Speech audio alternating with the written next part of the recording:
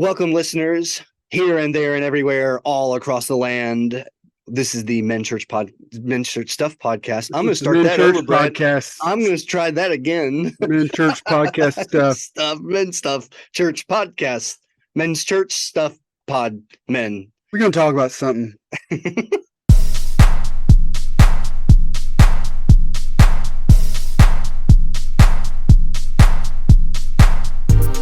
To anyone tuned in, this is the Men Church Stuff podcast.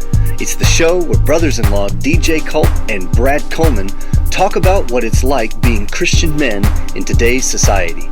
Having spent our entire lives immersed in church culture, we want to share our experiences with other men who are willing to listen. We'll talk life stuff, church stuff, man stuff, and, well, stuff. Let's get to it.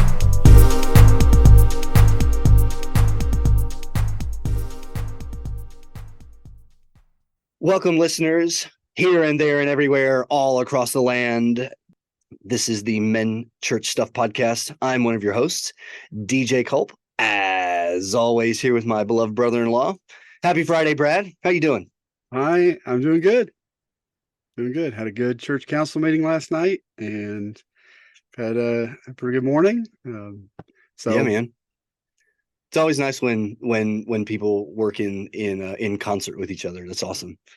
Isn't it? It's Yeah. great when we can share the same heart, for God, for God's will, and just be seeking that. It's a lot more fun that way. It really is.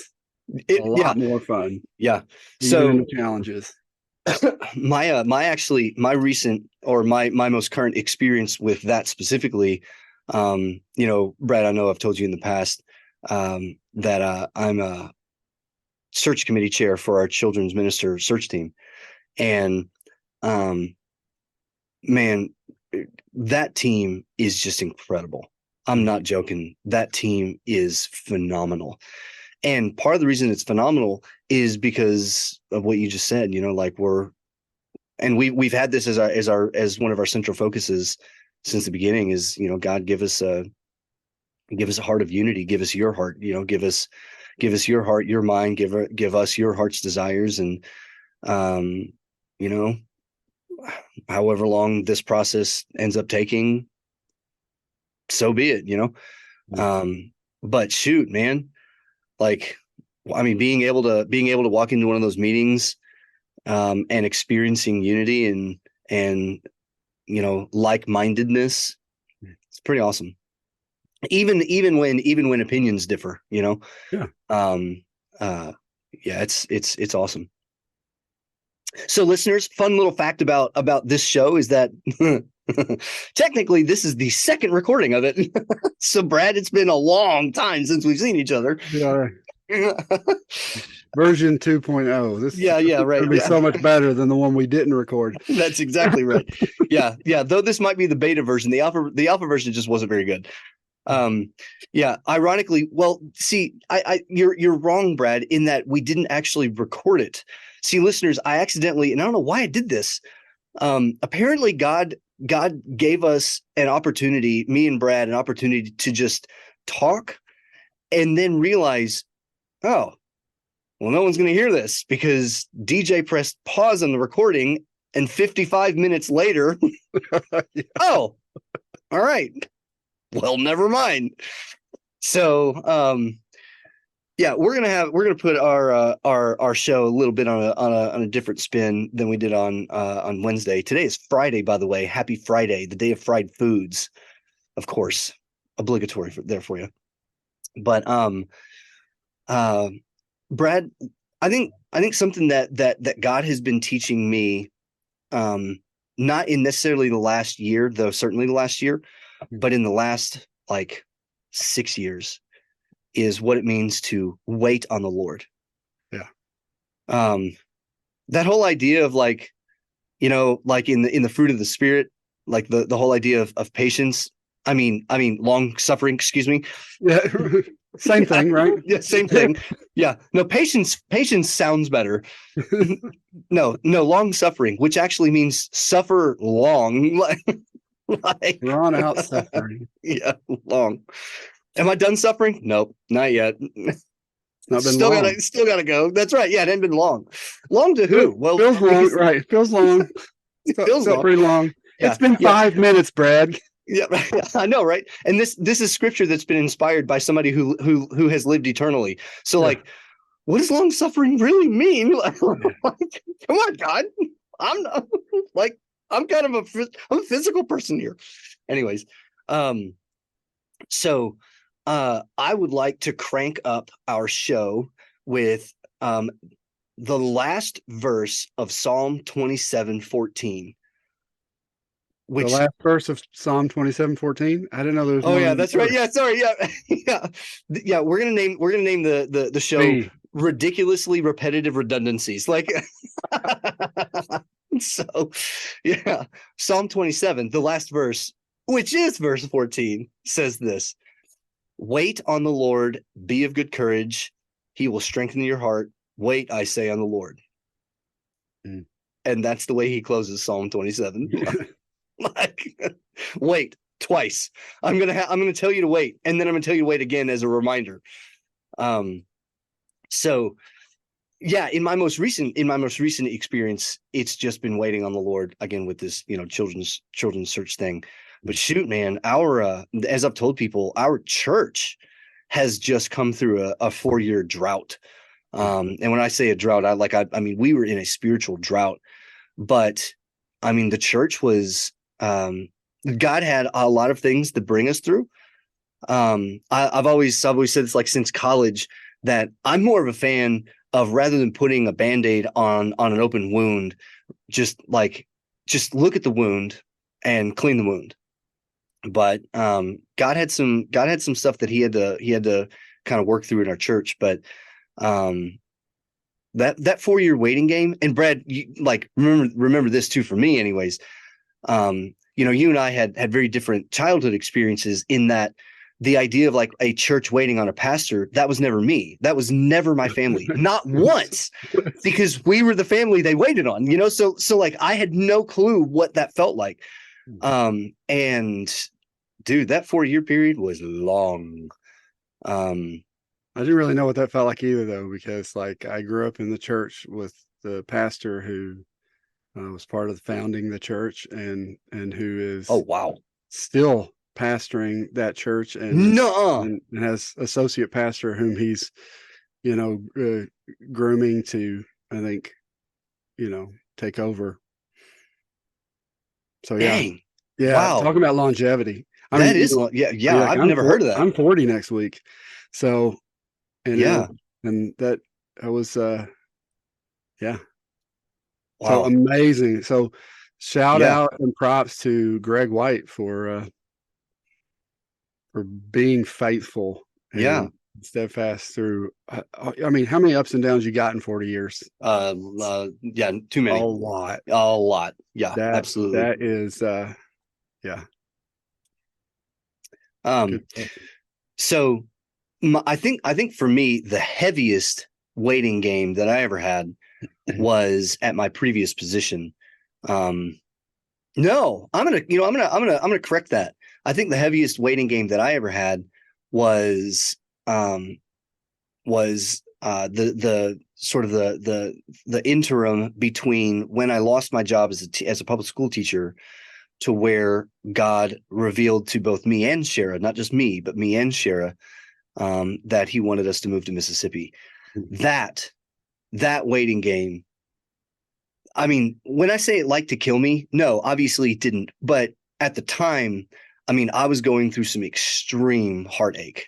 But dude, like, I mean, I learned in the last 6 years, I've learned a lot of what to do during the waiting period, not just hoping that the waiting period will be over with, right? But so the idea Maybe I of was like, maybe you could teach me that someday. the idea of this show came from a radio station call-in question that I thought I think that'd be a really good topic to kind of discuss. the question specifically was geared towards, what do you do like when you don't like your job? But I don't think that we necessarily need to talk about that. But like I got to thinking, I mean, what is it like? What are we as Christians really supposed to do? And like, what are we as guys? Let me do it that way. Because I honestly think, Brad, I'm curious. I want to hear you on this. I think women do a better job at waiting, just across the board. I don't mean to be sexist here, but I mean, across the board, I feel like women do a better job at waiting than men do. What do you think? I think that's a dangerous question. So okay. You're like, okay, here, I'm gonna pop this question to you. Give me the answer. What's your answer favorite right now. What's your favorite candy bar, Brad? Do you like Butterfinger or Snickermore? You're gonna have to wait a we'll second. Just go that route. It feels like a trap, DJ. It feels like a trap. Yeah. The weather's wonderful here, Brad. So here's what I would say, because this conversation that women and men tend to think differently. Uh-huh. Right? Men tend to compartmentalize. We have boxes, or I've heard, waffles. Yeah. Segments. And women tend to be more interconnected with everything, with all that thought. Right. Spaghetti and waffles. Yeah. Yeah. So lots of great analogies to help us understand that we really don't think exactly like, because God didn't make us that way. And correct. Yeah. And so I think in general, that's the case. So going off that, then it would make sense that sometimes it would be easier. And I can't speak as a woman because I'm not. Right. Yeah. But where you can see how everything's interconnected and it's all kind of working toward where you're going. Whereas me, we're not in that box yet. We're not in that box yet. Or we're not in that waffle space yet. Got it. Yeah. When are we going to get there? Nope. We're 14 spaces away. Oh, gotcha. Okay. That's all I can see. And yeah. So, I mean, you could make an argument for that. I mean, having said that, I have met some very patient men and some very impatient women. And I've met some very patient women. I think that's fair. Yeah, I think that's fair. Yeah. And I am a very impatient man. Right. One of my favorite little illustrations is this deacon walks into the pastor's office, and the pastor is pacing just furiously back and forth. Just back and forth, back and forth. And the deacon goes, What's the matter, Pastor? And he says, I'm in a terrible hurry. And he just keeps pacing. And the deacon says, What? But I don't understand. What's the issue? He said, God isn't. God isn't. I'm in a terrible hurry. And God isn't. God's not in a hurry. But God isn't. Yeah, right. And I think in my life, I can reflect that a lot. There's a lot. That's legit, man. I like that. I'm the guy when it's like, okay, this is where I'm supposed to be, or this is where I'm supposed to go, or this is what it's supposed to look like. Now I'm like, okay, now that I know that, we should be there. Mm-hmm. That's why, I can relate to your mother. I think your dad says if your mom could teleport, she'd travel all over the place. Yeah, she would. Yeah, absolutely right. And I'm she with hates getting there. Yeah, that's right. And I'm with her on that. Like, I could just be there. Yeah. I miss the days when I could just take a nap and teleport. Right. It was great. I remember lots of times as a kid. Yeah, man. Take a nap in Kentucky and I wake up in. And you'd wake up in another state. That's right. Just it's fantastic. I lost that ability as an adult. Yeah, it's usually frowned upon if the driver's the one that's trying to make that happen. Usually frowned upon. You end up in a different state. You do end up in a different state. Hospital bed, IV. Yeah. Or, hey, Jesus, I didn't know you were right. It's exactly right. See Jesus shaking his head at me going, no.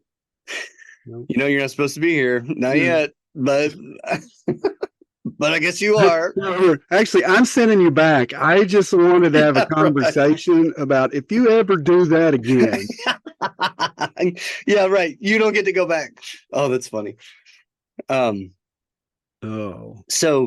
the way Psalm 27 starts out is is like, the Lord is my light and my salvation, whom shall I fear? The Lord is strength of my life. And David goes on. But I want to jump to verse 7, because I think this is something that I have learned to do, and I'm not going to say I do it well necessarily all the time, but specifically in the last 6 years of my life, I've learned to do it more when waiting. And verse 7 says, "Hear, O Lord, when I cry with my voice, have mercy also upon me and answer me. When you said, seek my face, my heart said to you, your face, Lord, I will seek." And then I love this is always what David says, or this is like always the stance that David takes. Verse 9 says, "Do not hide your face from me. Don't turn your servant away in anger. You have been my help. Don't leave or forsake me, O God of my salvation." Like, dude, what an appeal, man. Seriously. Like, and David knew how to wait. Dude, did David know how to wait? Yes. He had to learn. I'm going to say he had to learn. I'm going to say yes and no, that David knew how to wait. I think, yeah, David learned how to wait, but in the Psalms, even when David is fretting upon, about his current desires, he always, and this is the part that I've begun to really understand, in the moments of waiting, when I say, "Look, God, knock it off. Just do something," like, if I was in a position where I wanted to get out of and start something new, or I wanted more responsibility or less responsibility, whatever the case was, I would be like, "Okay, I'm in this cage. Please let me out." As opposed to what David does, because I really think that David, that David flashes out, that he lashes out. Better yet, he lashes out to God in his prayers and in his writings. Honest. Yeah, he's he is honest. Yeah, he's very honest. But then he follows it up with this: "But God, have mercy upon me. Hear me when I pray." Right. And then he ends it with, "Wait on the Lord. Be of good courage." It's almost as if he was I don't know who he was talking to when he wrote this, but it may have been himself. Hey, me. And I think a lot of the Psalms are prayers. Yeah, they are. So I mean, I think it's the conversation with him and God. So it's for him. Yeah. And for his prayer to God. But also, I think God's showing us, hey, be honest when you pray. Be honest, dude. Respectful of God, right? Because this is not quoting a psalm or anything, but sometimes it's like, hey, Heavenly Father, who art awesome, I'm really ticked off right now, and I don't like the way things are going, and I'm really finding it hard not to be upset at you. But you're great, and you're awesome. And please don't be mad at me. And all those blessings you talked about, I'd really like to see a few. But I thank you for your blessings. You're amazing. I love you. I'm going to shut up now. Yeah. Like, don't patronize God. It's not like he's up there waiting for the correct words to hear, to be like, "Oh yes, why of course, my servant. Now you get what you have asked for." Like, it's not. Yeah. He's not a British gentleman. Like that's waiting. No. Yeah. So absolutely. I mean, like, if you're ticked off at God, just shoot. Let him know. You might as well, because he knows already. He knows already. It's not like, it's not going to be a surprise to him. I think that's the biggest laughable thing that we as humanity do.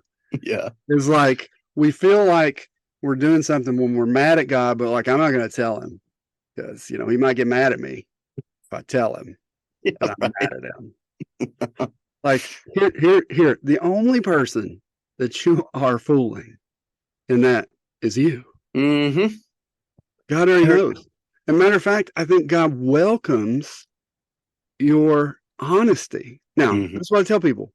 The people in the Bible that I would say are closest to God, like David, who God said is a man after his own heart, are honest with God. Brutally honest. Well, but you know what? God is brutally honest right back with them. Yes, he is. So be honest with God.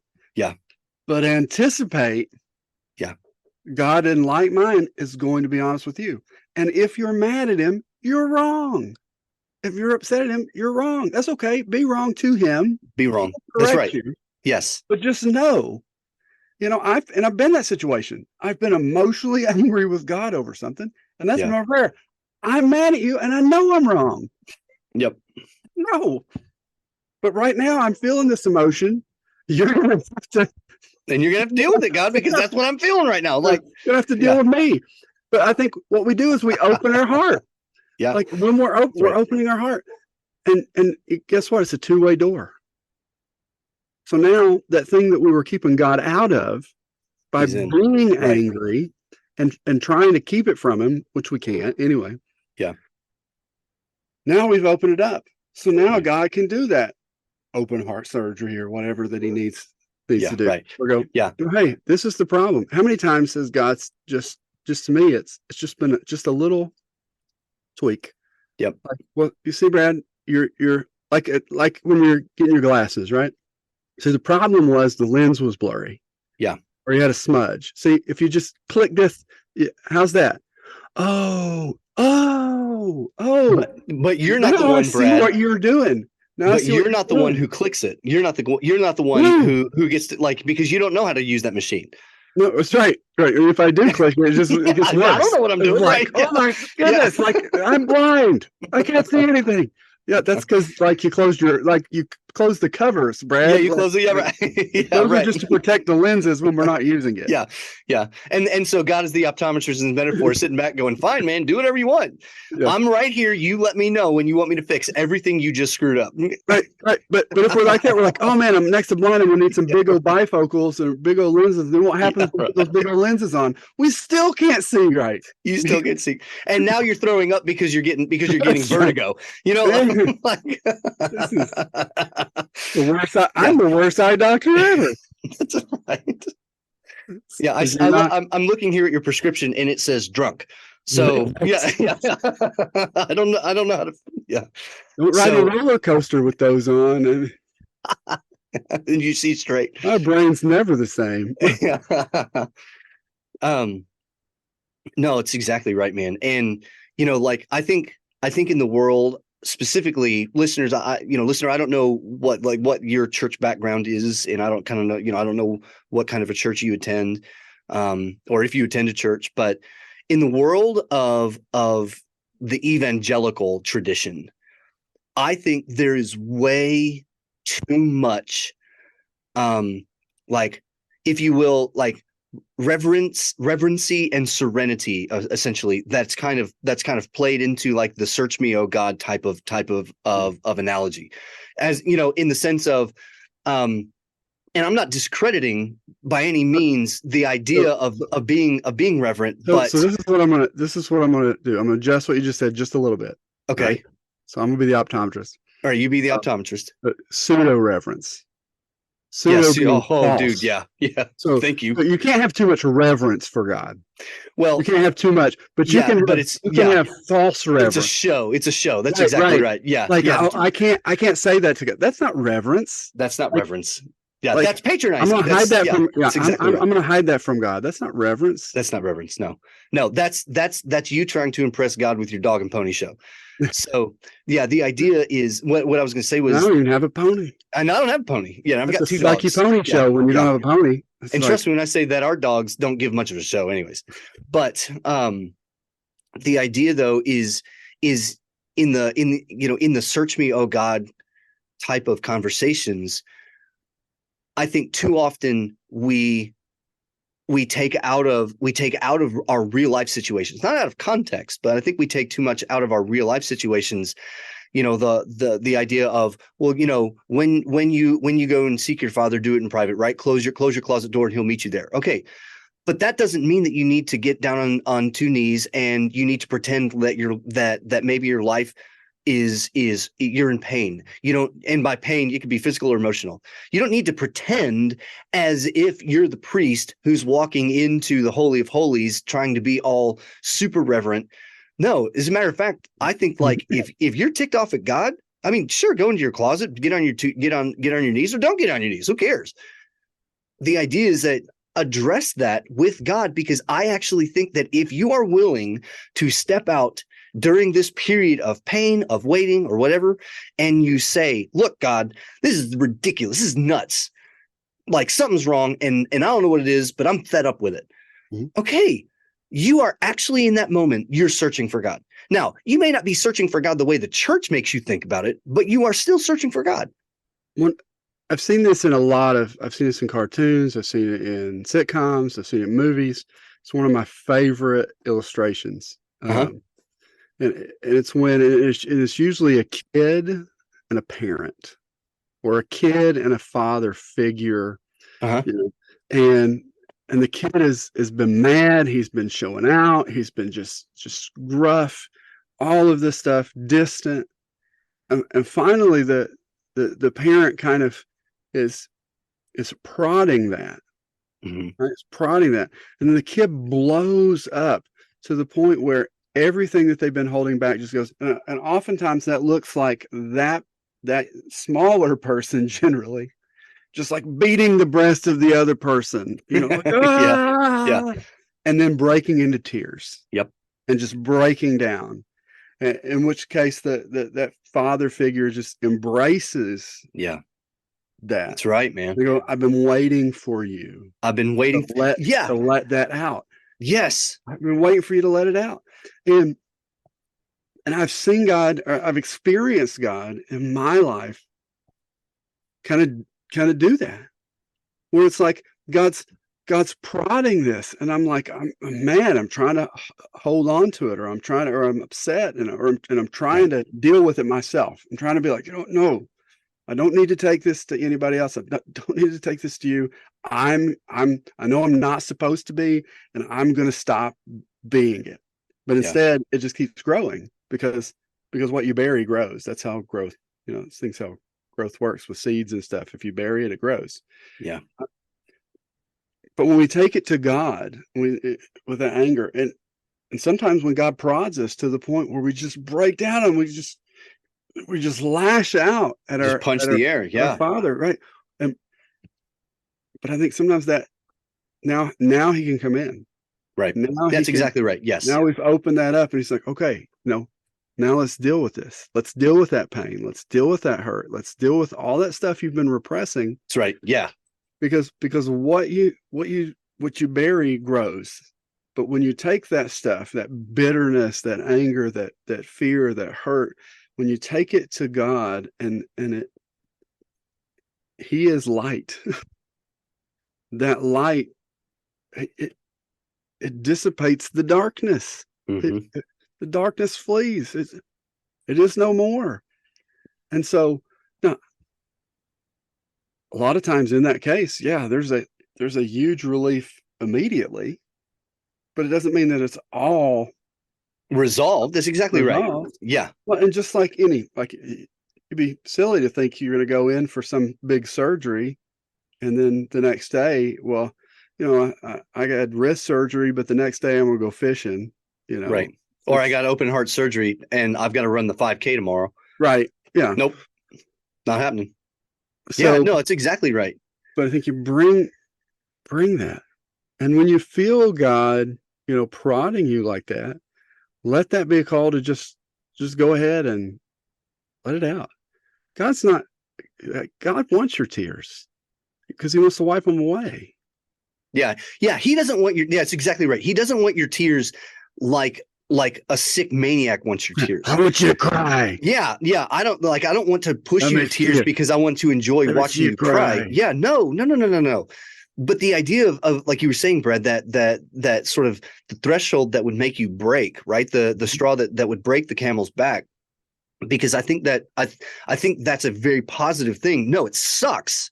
I mean, it's not a fun thing to experience, but it's a very positive thing because that's when you're sort of at the end of yourself. You are saying in that moment, I can't get out of said situation. Yeah. There is something that is occurring in my life right now that I am sort of trapped in, and there's nothing I can do about it. God, do something. Deliver me, right? Mm-hmm. And that's searching. Now, again, like you were saying, if you feel better about it and in the morning your life is still the way it is, that's because your life is the way it was yesterday. Like, so don't be surprised. However, you have searched for God. And in those moments of waiting, right, in the line queue, when you feel like you're waiting in line, the line's not moving at all, that's when searching for God and and asking, look, God, I don't know what's going on. I really don't.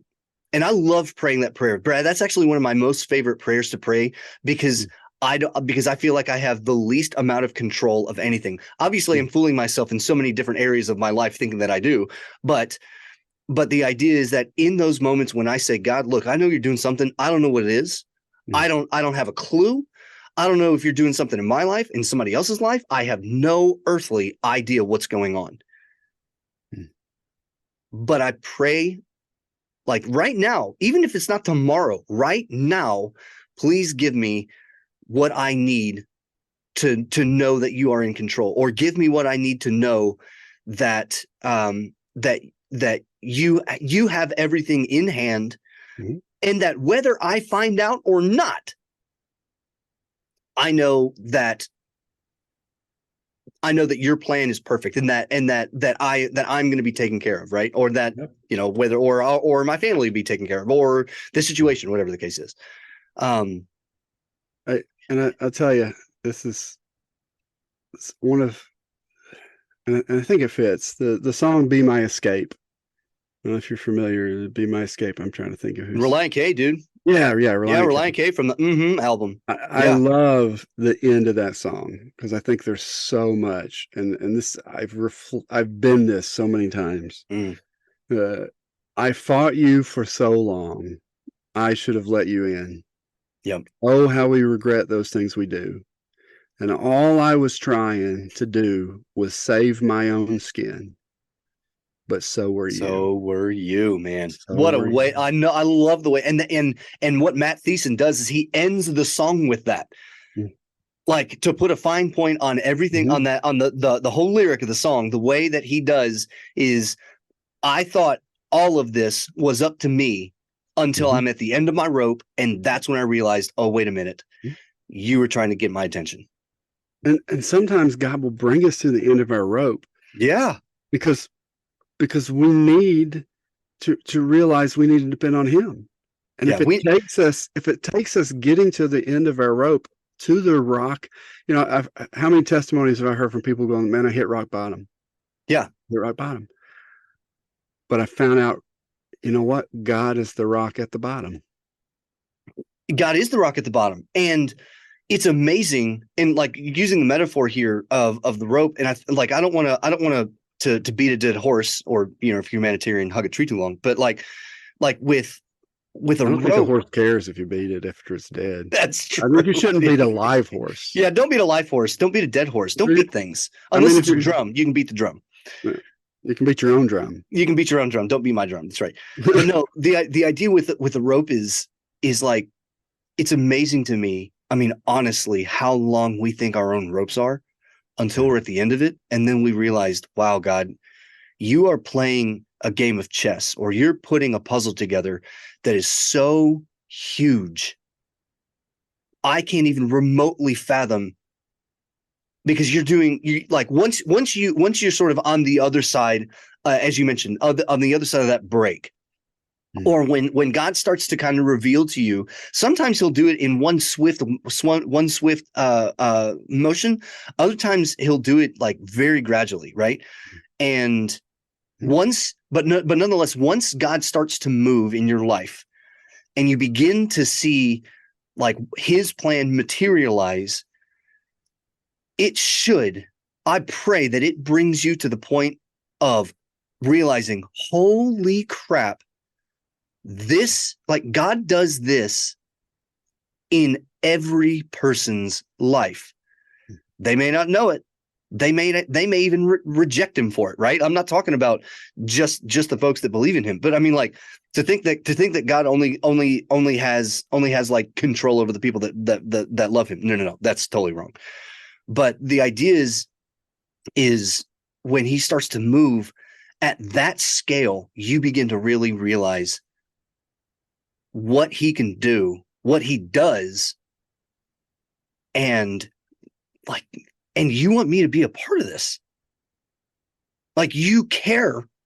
God cares so much. Excuse me. God cares so much that he wants me to be a part of this. Well, and that's a sobering moment, man.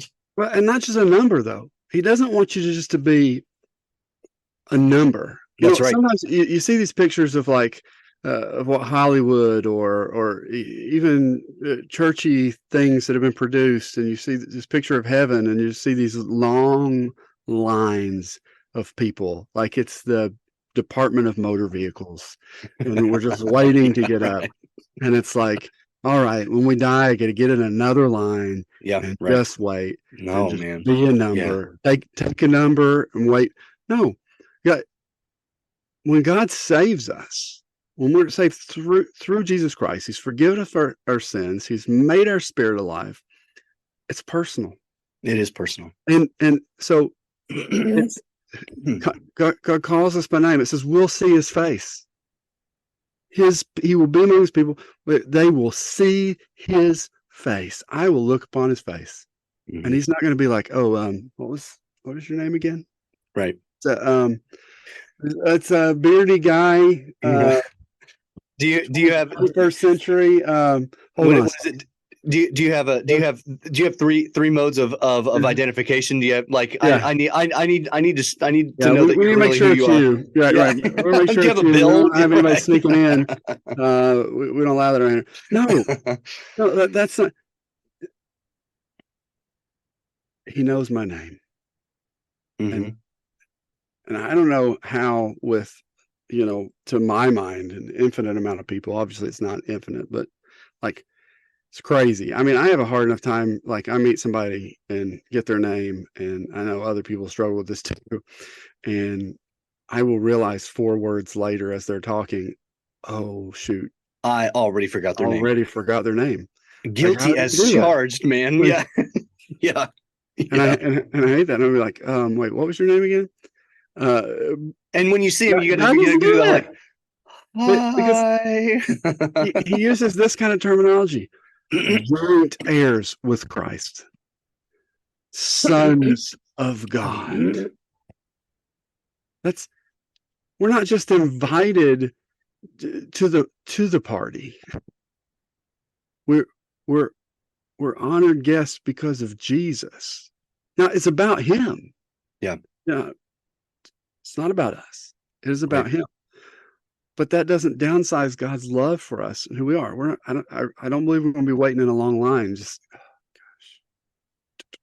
Well, and that and what we have, and I, like the hard part for me, Brad, is during waiting periods where waiting becomes waiting. So I feel like I'm getting passed off to another line queue, and each line queue seems longer than the one before it. I think the hard part is to you do it. Here's like, there's nothing to me that, like I've said before. I'm like, I don't know if they're recording it, and when I'm online and they come on and the little recording says your call is important to us, and I'm like, no, it's not. No, it's really not. No. You've had me on hold for 20 minutes and you've told me that 15 times, and the Yeah, more that you say it, the less I believe it. Yeah, that's exactly it. right. Yeah. And I'm like, I don't know if here's my advice to you companies: stop putting that on your recordings. I think it just ticks people off. Like the 15th time that I've heard your call is important to me, No, I'm like, you know what? Then The more you say something and the less you show it, like the more I don't believe you. So, but for me, I think the hardest parts in the moments of my life where I'm waiting, and again, waiting upon waiting, is to remember that God does not tell us in his word, in scripture, that I don't remember your name, your number. Don't worry, you'll still make it through the line though. Just believe me that it's worth it. Like he doesn't give that. I mean, he explains this, like you were saying, he knows my name, but he also explains, search me with all your heart and I will be found. Search after me and you'll get me. You'll find me. Right. Right. And so I'm not hiding. Yeah. And I'm not hiding. I know, man. And I'm going to wrap back around because I really think I think it's worth saying again that far too often our churchy brains don't see us blowing up and getting angry and mad vocally and explaining, God, I don't like this situation. What are you doing? That is your way of searching. I mean, in the same way that a kid, right? I mean, so for us, our oldest listeners, my wife and I, we have 3 kids. If you're new to the show, 6, 3, and 1. Noah, our oldest. If you're not new to the show, still 6, 3, and 1. Yeah, that's true. Yeah, our kids' age haven't changed. Sorry. No, that's perfect. Yeah, I appreciate that. Brad 1, DJ, I think I'm up to maybe 7 or 8, so you're catching up. Yeah. But no, so with Noah being 6, he is starting to figure out how to like sarcastically lash back, which does not go well for him, right? I mean, he will always get in trouble. But dude, like, I'm not joking when I say that I'm glad that he's honest. No, I don't want him to smart off.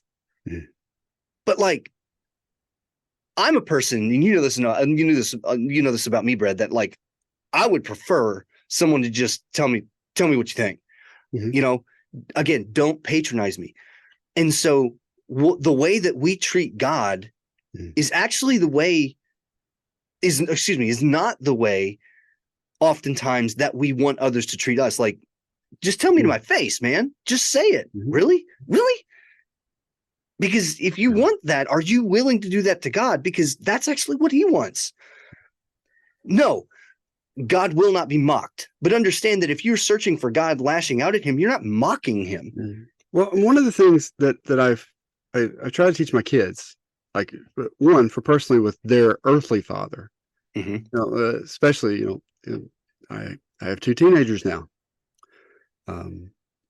I've used this throughout their lives, but I feel like maybe more recently. Yeah. Remember who you're talking to. Remember who you're talking to. Because you can disagree with me and you can show strong emotion. You can even be angry and respectful. That's right. So remember who you're talking to. And sometimes that means you lash out and you go, and I've had this happen, and I will accept this. I'm sorry, Dad. I was just really mad. I get it. Okay. Yeah. Apology accepted. And I still love you. Yep. That's right.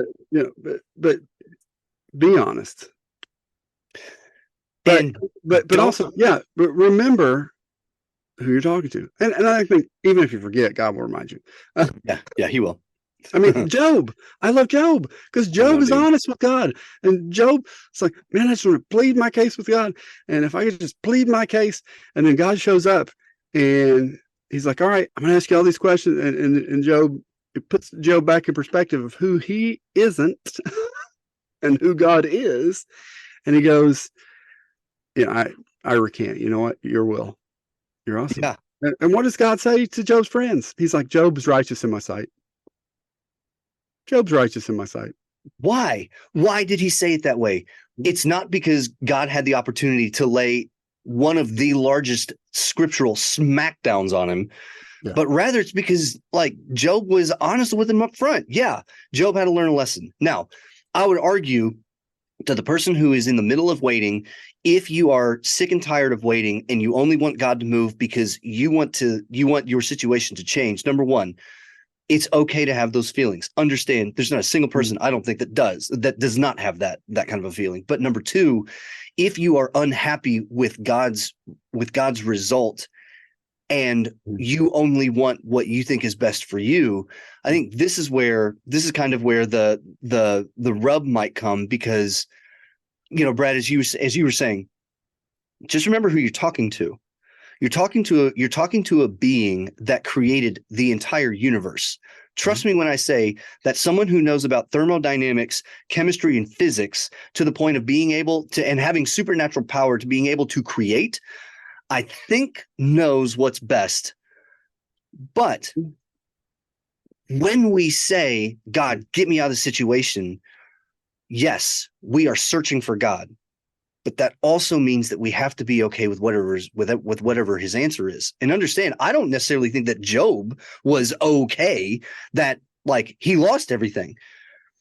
I mean, that's why he like just laid in ashes, right? Yeah. But the idea is that he still accepted his reality and was unwilling to bend on the fact that God is like still reigns supreme. Should I accept, should we accept good from God and not evil, not bad? Like when the bad comes, should we just be like, oh, now you're not good anymore? No. So here, let me say this too. And this is a quote that I've read probably a couple different places. But it's really it keeps popping in my mind. So probably need to share it. Not all resistance is rebellion. Not all resistance is rebellion. Yeah. We need to know that as dads, that just because our kids are being resistant doesn't mean they're rebelling. Dude, that's a solid little quote. I like that. I really do. And I'm gonna go with, okay, here's Jesus in the garden on the way to the cross. And I'm gonna say there's some resistance there, right? Because he's going, and I'm gonna paraphrase. Can we do this a different way? Yeah. Is there another way? Like, I don't want the cup. I really don't, God. Let this cup pass to me. Let the cup pass. There's some resistance. Yeah. But it's not rebellion. Well, and Brad, in the same respect too, one of the things that I love about the feeding of the now I remember if it's the 4,000 or 5,000, I guess it's actually technically both, but scripture explains in one of the two that, like, in the DJ International version, Jesus was dog tired, and when he looked upon the crowd, he saw sheep without a shepherd and had compassion. Which means that before he had compassion, he was dog tired and probably didn't want to deal with it, because scripture made it clear that, like, and to me, I think that would be a little bit of resistance. Maybe not much, but still nonetheless. Yeah, and it's that thing is that resistance isn't always rebellion. Yeah, it's not the Borg. Resistance is not futile. But sometimes I think we interpret it that way. So now there's obviously times when our kids are going to rebel, and we got to shut down that rebellion. That rebellion's exactly right. But again, just because they're resisting doesn't mean that that's rebellion. So I think we need to know that God knows that. He knows our heart. He knows our heart better than we do.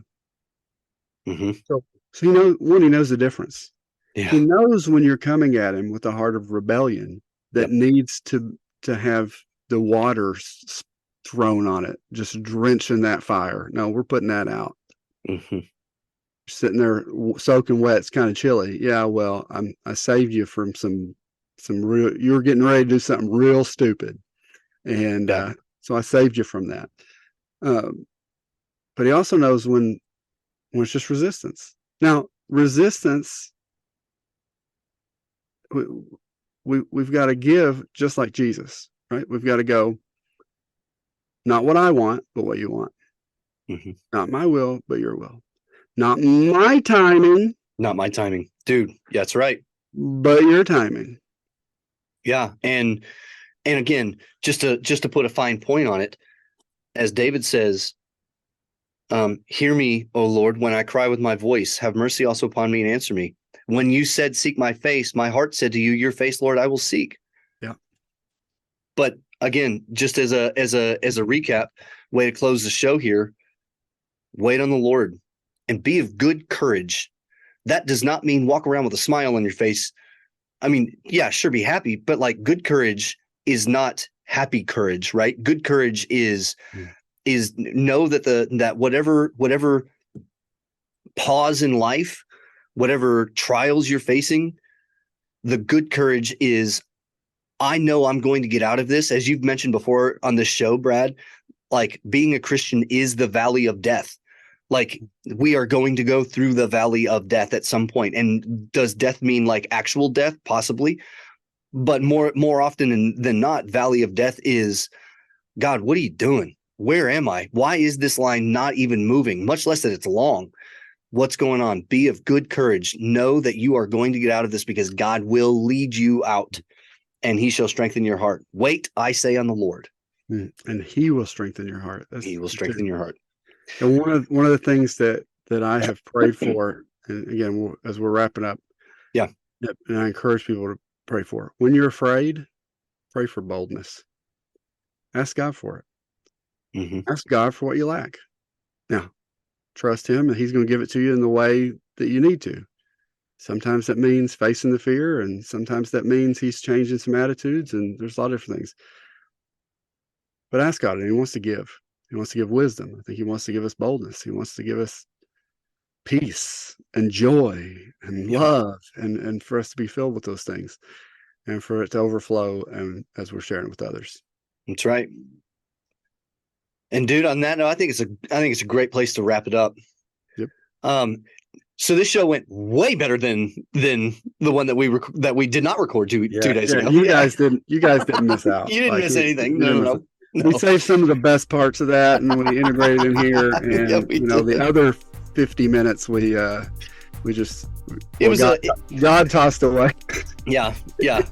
I guess it was nice for me and you, but it was really a dumpster fire, to be quite honest. Listeners, we love the fact that you love our show.